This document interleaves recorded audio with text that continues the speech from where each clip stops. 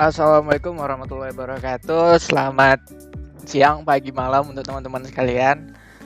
Kembali lagi bersama saya Sultan Arif Dermawan, mahasiswa PMK Migas Instrumen tingkat 2. Di sini saya diberikan tugas untuk menjelaskan dari OSI Layer. Nah, saya sudah membuat PPT-nya.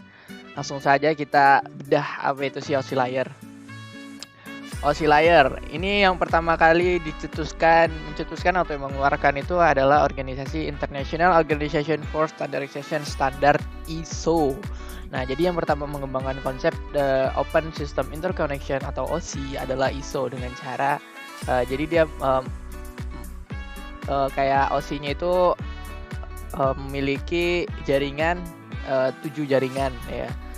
Jaringan 1 sampai 4 itu merupakan lapisan bawah yang berperan untuk memperhatikan pergerakan data di jaringan. Sedangkan lapisan 5 sampai 7 itu disebut lapisan atas, berperan untuk mendistribusikan data lebih luas hingga keluar jaringan. Nah, itu kira-kira konsep yang dikeluarkan oleh International Organization for Standardization untuk OSI. Ini dapat kita lihat di sini pembagiannya. Bagian atas dan bawah di sini bisa teman-teman lihat dari packet frame sampai bits network sampai physical itu merupakan bagian bawah, dan bagian atasnya ada application sampai transport. Kita bedah satu-satu apa itu pengertiannya, perangkatnya itu apa aja, dan protokolnya untuk video kali ini. Yang pertama itu ada physical layer. Pengertiannya itu merupakan lapisan yang berhubungan dengan fisik. Jadi dia langsung. Jadi layer ini yang paling dekat dengan hardware. Ini fungsinya itu dapat yang pertama mendefinisikan media transmisi jaringan, yang kedua mendefinisikan metode persinyalan, yang ketiga sinkronisasi bit data, yang keempat mendefinisikan arsitektur jaringan, yang kelima mengaplikasikan topologi jaringan, yang keenam melakukan proses pengkabelan, dan yang ketujuh mendefinisikan LAN card atau NIC dan bekerja dengan gelombang radio.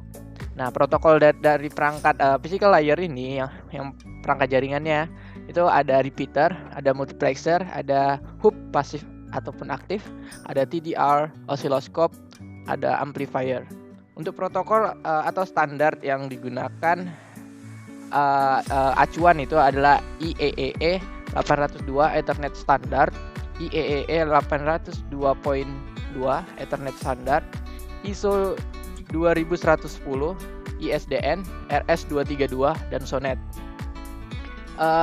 Yang kedua itu ada data link layer. Itu memiliki fungsi untuk pengkoreksi kesalahan. Yang kedua untuk menentukan bagaimana setiap bit dan data dikelompokkan ke dalam frame. Yang ketiga itu pengalamatan perangkat keras. Dan keempat menentukan bagaimana sebuah perangkat keras dapat beroperasi. Nah, terdapat dua layer pada link layer ini. Yang pertama ada Logical Link Control atau LLC. Yang kedua ada Media Access Control atau MAC. Nah, itu merupakan level dari link layer itu sendiri. Di sini saya tidak menjelaskan secara detail apa itu kayak pembagian-pembagiannya. Di sini saya menjelaskan secara umum dari OSI layer atau lapisan itu sendiri. Selanjutnya itu protokol pada link layer itu, yang dia perangkat jaringannya itu ada bridge, wifi card, switch, ISDN router, intelligent hub, NIC, network interface card, advanced cable tester. Nah, untuk protokolnya sendiri dia menggunakan 802.3 CSMA atau CD Ethernet, 802.4 token bus, 802.5 token ring, 802.12 demand purity, FDDI, FHDP, CDP, frame relay. Mungkin teman-teman bisa searching sendiri ya untuk protokol ini apa bunyi dari protokol itu sendiri. Ini saya cuman membagikan protokol-protokol yang digunakan pada layer-layer dari OSI layer. Nah, selanjutnya itu ada network layer.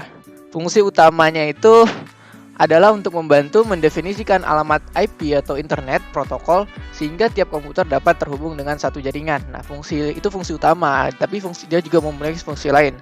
Fungsi lain yang pertama itu dia dapat membuat header pada paket-paket data dan melakukan proses routing.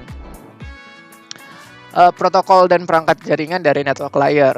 Perangkat jaringan itu bisa bridge, switch, ISDN router, intelligent hub, NIC, Advanced Cable Tester, dan protokolnya itu dia menggunakan IP, IGMP, IPX, Neulink, NetBEUI, OSI, DDP, DEC, Net. Nah, itu untuk protokolnya. Yang keempat ada transport layer. Pengertian dari transport layer itu merupakan lapisan OSI yang memiliki tugas sebagai pengantar, ya sesuai dengan namanya, itu transport layer. Memiliki fungsi yang pertama memecah data ke dalam paket-paket data, yang kedua mentransmisikan data dari session layer menuju network layer maupun sebaliknya. Yang ketiga itu membuat penomoran pada paket-paket data sehingga nantinya dapat disusun kembali dengan mudah. Yang keempat itu melakukan proses transmisi ulang pada paket data yang hilang. Nah, untuk protokol jaringannya sendiri di sini ada perangkat jaringan. Yang pertama itu dia menggunakan router, dan protokolnya itu TCP, UDP, SPX, SCTP, dan IPX. Bisa teman-teman searching sendiri nih untuk protokolnya. Selanjutnya ada lapisan kelima itu session layer. Memiliki pengertian dan fungsi lapisan layer, sebuah koneksi bisa dibangun serta dapat mendefinisikan manajemen dari sebuah koneksi seperti menghancurkan dan juga memelihara koneksi. Nah, protokolnya itu ada NetBIOS, NAMPipes, MileSlots, RPC, X-Window, dan NFS. Nah, yang keenam ada presentation layer. Nah, fungsi utama dari lapisan layer presentation ini ya adalah mentranslate data yang akan ditransmisikan dan menuju sebuah application atau layer aplikasi. Apabila merupakan proses awal, lapisan ini berfungsi untuk menerjemah aplikasi menjadi sebuah data yang akan ditransmisikan. Begitupun sebaliknya, ketika memasuki proses akhir, presentation layer akan menerjemahkan data yang ditransmisikan ke dalam aplikasi. Nah, protokol yang digunakan ini ada Redirect Top Software. Yang kedua ada Virtual Networking Computing, Network Computing atau FNC, ada Remote Desktop Protocol. Selanjutnya layer yang terakhir atau layer yang pertama merupakan lapisan pertama, yang itu adalah application layer. Merupakan lapisan yang pertama pada saat sebuah data mulai ditransfer dan merupakan lapisan terakhir yang dilewati bagi komputer klien menerima data tersebut.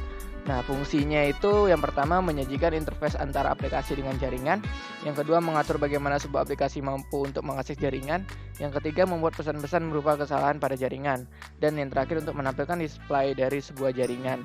Protokol yang digunakan pada aplikasi layer ini adalah HTTP, SMTP, NVS, TFTP, BOTP, APPC, AFP, GOPHER, FTP. Itu beberapa yang digunakan. Nah, mungkin sekian lapisan dari OSI layer sudah kita OSI layer itu sudah kita bahas. Mungkin untuk protokol-protokolnya bisa teman-teman searching sendiri apa bunyi dari protokol-protokolnya. Saya maaf jika ada salah kata dan salah penyampaian. Saya tutup. Wassalamualaikum warahmatullahi wabarakatuh.